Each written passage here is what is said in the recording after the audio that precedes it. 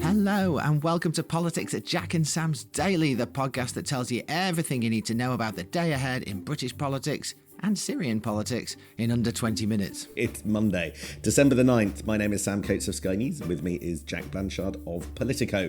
And the world is coming to terms this morning with yet another major tilt, that the 50-odd year Assad father and son grip on Syria is at an end. There is so much uncertainty this morning in what was obviously an already incredibly unstable region, but a regime that was supported for over a decade by Russia and Iran is now out, and both of those countries looking on in some sense of shock. And insurgency led by a one-time supporter of the Islamic State has taken the Syrian capital, and different rebel groups in charge of different bits of the country. It is absolute chaos over there. And already in the last few hours, Israel has responded by sending tanks and troops into the demilitarised zone between Israel and Syria after Benjamin Netanyahu declared the 1974 ceasefire had collapsed. Meanwhile, Turkey, which backed the rebel groups, has done for years, appears to have managed what the US never achieved in helping the overthrow of Bashar al-Assad for the first time since the civil war began in 2011, and thereby establishing itself as a massive force in the region. We will try and focus this morning on what it all means for Britain and for British politics, and with fabulous timing, Keir Starmer just happens to be over in the wider region. He is on his travels again today. He's in the Middle East, not in Syria, but he is over in the Gulf, so we'll be talking about that as well. Various other things that Cabinet Ministers are doing this morning. Let's just quickly talk you through the week ahead before we get into the day ahead. As I said, today, Monday the 9th, Keir Starmer is in the United Arab Emirates today, and he'll be in Saudi Arabia as well. His Chancellor Rachel Reeves is in Brussels today. Remember, that doesn't happen very often anymore. She's attending an EU finance ministers meeting, but no, we haven't actually rejoined the EU. And Pat McFadden, the Cabinet Office Minister, is giving a speech in Stratford about how to improve the civil service, a hot button topic inside Downing Street at the moment. Tomorrow, Tuesday, Keir Starmer will continue his overseas visit, this time heading to Cyprus to see the troops. Letters from the Treasury will thud on Cabinet Ministers' desks, inaugurating the launch of the spending review and those tight budget settlements that they'll be expected to negotiate before the spring of next year. The Culture Committee hears from the Culture Secretary, Lisa Nandy, for the first time, and the Home Affairs Committee hears from Chief Constables on the police response to the summer riots. Big police budgets also being sorted out this week, and that's a matter of concern, so expect to hear about that too. Wednesday, of course, is PMQ. Starmer will be back in time for that, and Kemi Badenoch will be back from her trip to the US. I saw a picture of her grinning with the Vice President-to-be, J.D. Vance, over the weekend. So PMQ is Wednesday lunchtime. We think Wednesday is when Angela Rayner is going to announce big changes to the National Planning Framework. That's going to be a big moment. I think that's Wednesday, not 100% sure. Definitely on Wednesday, and I know you'll be excited about this, Sam, the host of the Men's Football 2034 World Cup will be announced. And guess what? I can give you a sneak preview. It's going to Saudi Arabia, that great football-loving nation.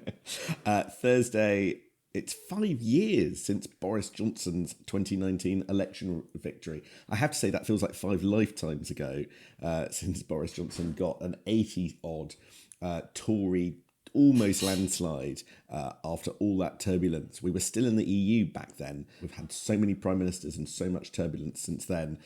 It's certainly, I don't think I had any grey hairs back in December 2019. I definitely do now. I still remember, I was writing Playbook back in 2019, our morning Playbook emails, and I still remember that morning writing, Boris Johnson is going to be Prime Minister for a decade after an extraordinary... Oh, it's another journalistic triumph. Anyway, yeah, here we are, 5 years on, and I've lost count of how many Prime Ministers we've had since then. Friday the 13th, UK GDP monthly estimates will be out, keeping a close look on Keir Starmer's promises on growth. And then Sunday, Sam, Britain officially joins the CPTPP Trade Pact. Now, that doesn't trip off the tongue, and yes, I had to read that very carefully. That's the Trans-Pacific Trade Pact. It's actually one of the biggest trade pacts in the world. The deal to sign it was agreed a long time back, but we're officially becoming part of the pact this weekend. But we have to start in the Middle East, and more specifically in Syria. In the early hours of Sunday morning, I think some world leaders were at a major conference expecting the Assad government to remain in place for the second half of the weekend. But no, what we saw yesterday was an extraordinary revolution, something that bluntly some have been trying to achieve since 2011, since a civil war broke out in Syria back then, as different groups tried to overthrow the dictator Bashar al-Assad. And finally, he was ousted, fled the country, headed to Moscow yesterday. Stunning pictures all day long on Sky News showing the presidential compound being looted, prisons being flung open, and enemies of the Assad regime being freed. This is a moment for some of joy at the departure of a hated regime, but I think for world leaders everywhere, a moment of huge uncertainty. This matters. You only have to look at a map to realise why this matters. Just look at the borders. Turkey to the north, Iraq to the east, Jordan to the south, and Lebanon and Israel to the west.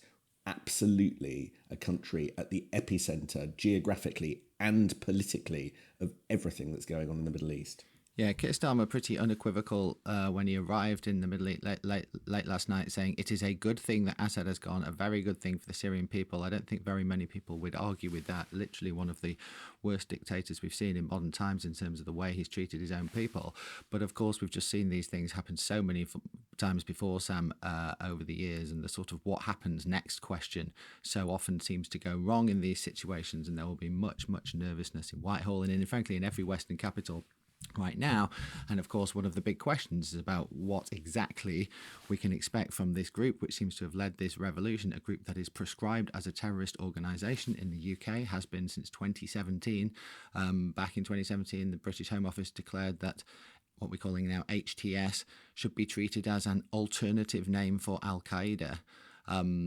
People say that they have changed since then, but we've seen this so many times before, haven't we, where we're suddenly told that these guys who were the baddies, they're the goodies now. We've seen this in terms of Western involvement in the Middle East again and again and again. Now, there are lots of very smart people saying that indeed the way that this group has evolved over years since the Syrian civil war began should give some pause for optimism. But I think there will be huge concern, nevertheless, that we're entering a period of enormous uncertainty at best in Syria, and potentially something worse. And it's just far too early for anyone to know whether or not it's going to turn out in a more positive way than other such revolutions have in the past. The group that's taken over the capital, and there are several rebel groups that have taken over different bits of Syria, but you say HTS, it's Hayat Tahrir al-Sham. That's the group that you're going to be hearing about all day in the Commons and beyond. And as you say, the question is, are they really a Syrian nationalist group, or are they just a fragmented terrorist group, possibly putting Syria on the path to some kind of broken or terrorist state? And that is the essay question here.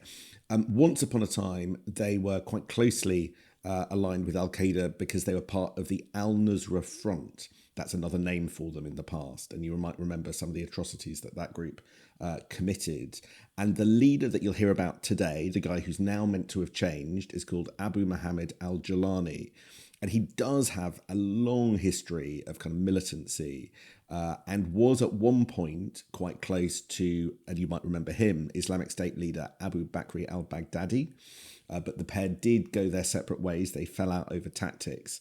But it is that history that is causing everybody to pause. According to the Times this morning, the view of the Home Office is, despite suggestions that this group may have distanced itself from past tactics, there is not going to be an immediate move to de-proscribe HTS. They're going to do lots of assessments, see what they make, no doubt look at what America, Turkey, other EU groups, other EU countries and governments decide to do.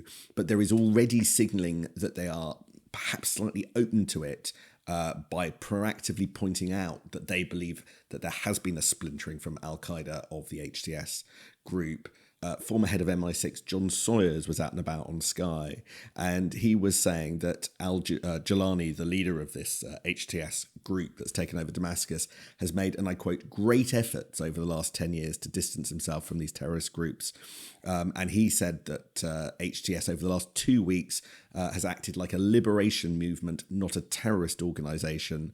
And so he said that MI5 and the Joint Terrorism Assessment Centre, which reviews the situation, will be looking at this because, in his view, it would be rather ridiculous if we're unable to engage with the new leadership in Syria because of a prescription dating back 12 years. So that will be a very Whitehall-centred view of that. I'm sure across the political spectrum, as MPs get to grips with this, we will get sharply different views on how quickly we should normalise relations with that group. Yeah, completely. And I would expect there'll be a statement in the House of Commons later this afternoon, possibly led by Foreign Secretary David Lammy, although not clear yet, to discuss all of this and the immediate short-term decision for the UK. And all of this, I think, as you say, is how do we treat this new group that's seemingly in charge?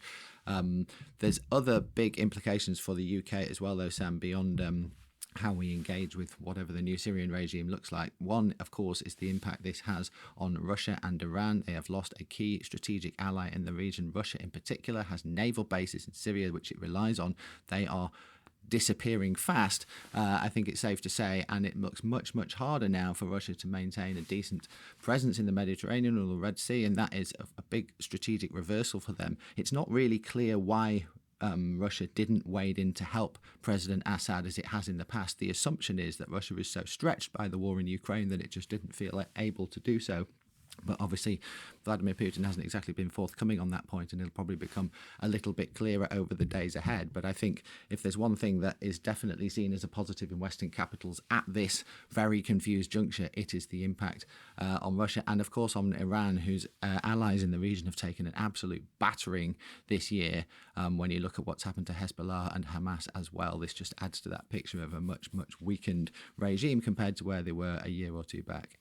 I was in contact with one UK diplomatic figure last night asking what is the UK's biggest goal here as it tries to work out its own position. Not the biggest player in this crisis, but nevertheless, we've got some big decisions to make. And they said the absolute priority as we literally and figuratively work out how the dust settles is that it's absolutely crucial we do not see or seem to be anyway involved with the creation of the new Syrian government. Because of what's going on in Russia with Ukraine, I think that the priority is that you don't see anybody being able to say that the new Syrian government is Western-backed or UK and US-backed. That would be problematic for that new government. So, as it were, expect leaders to be quite hands-off and expect Keir Starmer, just as Donald Trump was actually, to be quite hands-off as they talk about what's going on, wanting actors in the region to play a dominant role. That's a reflection of the fact that, bluntly, we don't have very much power, but also our fingerprints on this would be actively unhelpful, even though it matters hugely in a couple of ways. Firstly, because what happens in Syria has for many years had a huge impact on the migration crisis. To my mind, it was the Syrian crisis that really kicked off a lot of the global migration churn that has had such a big impact ever since on the UK. There are 15 million displaced Syrians around the world. And then the other thing to keep an eye out for today is the impact on the oil price. We're recording this very early on Monday morning, but the oil price was already edging up a little bit on the Asian markets as a result of what we've seen, and greater instability does just push up the cost of crude oil. I mentioned there Donald Trump, Jack. He's been out and about with a major interview on NBC this weekend, which has clarified quite a lot of things. Well, I would say that's a bit generous given it's Donald Trump we're talking about, but he's certainly opined on lots of things. This is his first big interview since winning the election. He talked about Russia and Assad. Most interestingly for people in the West, though, he talked about NATO. Of course, huge fears in Whitehall and in the EU and right across Western Europe, frankly, about how Donald Trump is going to approach NATO in a world where Russia is at war in Europe. He said he will absolutely stay in NATO if they pay their bills, which frankly is the line that he trotted out throughout his first presidency, and he was fairly successful in encouraging, shall we say, with a big stick, lots and lots of NATO allies to increase their payments into the alliance. It appears from this interview that is going to continue to be his approach. I think that will be welcomed. I think in Western capitals, a continuation of the same. The sort of feeling of the West was that they sort of survived the last Trump presidency okay, and if it's only that bad, then they'll be all right for another 4 years. I mean, it's worth bearing in mind that very controversial. Trump's very controversial pick for Defence Secretary Pete Hegseth has called NATO a relic that should be scrapped. That is not the sort of talk we heard from Donald Trump on the Sunday shows yesterday, although he did tear into Europe nevertheless on various other issues. He wasn't saying he's just going to abandon the alliance on day one. No, more problematically, certainly tonally at least, Donald Trump was hitting out at the disgrace of Europe, taking advantage of the US on trade, and really kind of showcasing his intention to slap tariffs on people that import American goods. And showcasing his desire to slap import taxes, tariffs on goods when he comes in, setting everybody up for a big clash. And again, he was linking the imposition of tariffs to NATO spending. So expect that to cause some jitters in European capitals. So I think that is yet more uncertainty in what is already a sort of wobbly global diplomatic picture. If you want to know how awkward things could be, search out on social media the picture of Donald Trump shaking hands with President Macron at the Notre Dame reopening. He grabs the French president's arm and sort of yanks it towards himself and then holds it at 90-degree angle. He wants to show who is boss. And in that kind of most totemic of relationships, the kind of frenemies that are Macron and Trump, Trump looks determined to get one over the French president visually, 4 weeks ahead of possibly attempting to do so economically and politically as well. Yeah, their sort of schoolyard thumb war style handshakes were a real feature of Donald Trump's first presidency, those two guys, and it appears that's going to continue. Amid all this turbulence, Rachel Reeves, the Chancellor, is heading over to Brussels today, Sam, for a meeting with EU finance ministers. And the hilarious thing about this is that suddenly Britain is seen as this sort of stable, helpful friend for the EU as she goes over there. This is the first time a British Chancellor's been over for an EU finance meeting since 2020. And of course, Britain was always sort of seen as the problem child in a way of the EU, and then as this sort of irritating populist outsider after it left the EU. But given the way the dynamics have shifted in the last few years, and then given the election of a what should be a very stable centre-left government in the UK in July, suddenly for the what's left of the EU establishment, Rachel Reeves looks like quite a jolly, happy figure to be coming over for a conversation. The French government, of course, is constantly now on the verge of collapse. The German government, of course, is about to be thrown out in a snap election that they didn't want. Britain is this sort of model of stability, and yeah, I think Rachel Reeves will be some welcome relief for many of those EU finance ministers. We've come a long way, Sam, since 2019. We have. I think she's there for about an hour, so it's not the biggest engagement in the world, but I think it is something that signals a new tone. This is the sort of pitch rolling ahead of what she hopes is deeper economic cooperation with the EU. Economic cooperation, as opposed to security cooperation, is actually the hardest bit. The EU are Sotavocci repeatedly asking in papers being circulated around the EU, what is the UK going to give in return, given it doesn't want to give a youth mobility scheme of any kind of great scope, and it doesn't look like it's willing to really budge in any big positions. So can a meaningful deal be made? It's for show, seems to be the consensus today. But, I was talking to somebody in government who said, look, we always amp up the problems in our relationships, and then 12 months down the track, a shiny new deal, seemingly from nowhere, emerges. Trust us on this one. So we will have to do just that. Is there a big game going on behind the scenes that we just can't see? And today is part of it. Well, we won't know for a little bit. But that, Jack, is the 20-minute alarm. We will see what happens and speak to you tomorrow morning. All right, an absolute pleasure, Sam. Have a wonderful day. See you tomorrow. See you then. Bye.